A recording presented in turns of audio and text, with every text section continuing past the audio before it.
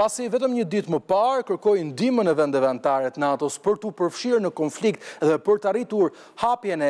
kanalit ngushticës së Hormuzit, Donald Trump bëri një reagim në rrjetet sociale, në Truth Social, duke shkruar se shumica e vendeve të NATO-s nuk kanë rënë dakord të përfshihen në këtë konflikt. Ndër të tjera, kreu i shtëpisë Bardh tha se Shtetet e Bashkuara të Amerikës kanë shkatruar gjithçka që kishin synuar në Iran, duke deklaruar kështu se ushtria më e fuqishme e botës nuk ka nevojë për ndihmën e askujt për ta fituar këtë konflikt. Megjithatë, ai deklaroi se ky ishte një gabim trashanik dhe një budallëk i NATO-s për të mos u bashkuar me Shtetet e Bashkuara, duke risjellë në vëmendje ndihmën që Washingtoni ka dhënë për Aleancën Veriatlantike dhe në veçanti për perëndimin me konfliktin në Ukrainë, i cili po shkon drejt vitit të tij të 5 tashmë. Donald Trump ka deklaruar në një paraqitje për mediat nga zyra ovale, duke pritur kështu edhe kryeministrin e Irlandës se po mendon që të reduktojë financimin e Shteteve të Bashkuara të Amerikës për Aleancën Veriatlantike dhe madje edhe një skenar shumë të diskutuar, siç është tërheqja e Shteteve të Bashkuara nga Traktati i Atlantikut të Veriut. Kreu i shtëpisë Bardh dhe çoi presionin e tij aq lart sa tha se për një vendim të tillë nuk do të kishte nevojë për një miratim nga Kongresi, pasi ai ka